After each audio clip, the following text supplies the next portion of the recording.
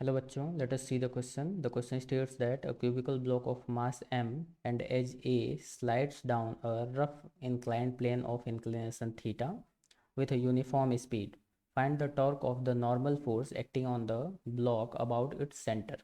देखिए यहाँ पे हमें दे रहा है कि हमारे पास एक ब्लॉक है जिसका एज A है, क्यूबिकल ब्लॉक है और उसका मास m है और वो यूनिफॉर्म स्पीड से नीचे की तरफ आ रहा है इंक्लाइंड प्लेन पे जिसका इंक्लिनेशन थीटा है।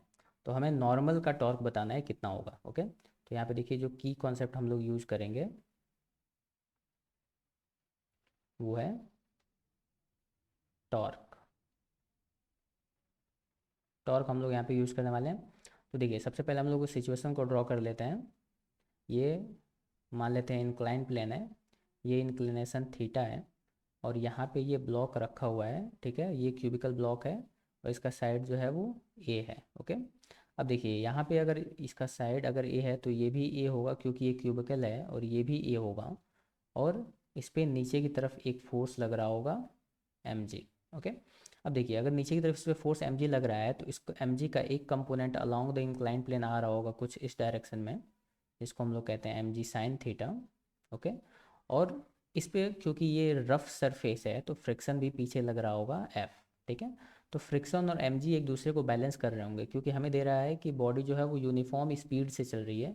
इसका मतलब कि इस पे net force along the inclined plane zero है, यानी कि हम लोग लिख सकते हैं फ्रिक्शन की value M G sine theta के बराबर होगी।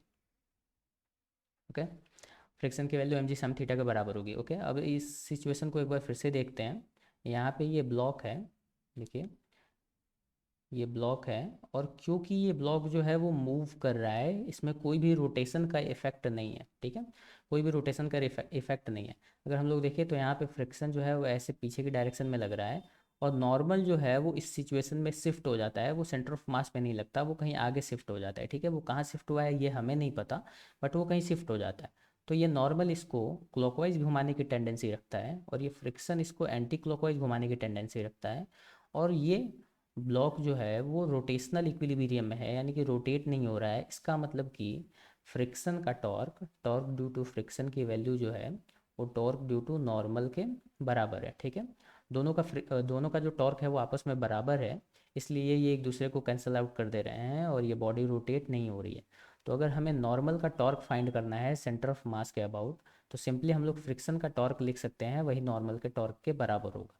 अब हमें ये नहीं पता है कि नॉर्मल का पॉइंट ऑफ एप्लीकेशन क्या है, बट हमें ये पता है कि फ्रिक्शन का पॉइंट ऑफ एप्लीकेशन जो है वो इसके सेंटर ऑफ मास से a/2 डिस्टेंस नीचे है। ठीक है, क्योंकि ये सरफेस पे ही लगता है, सर कॉन्टेक्ट सरफेस पे, तो सेंटर ऑफ मास से a/2 डिस्टेंस नीचे होगा।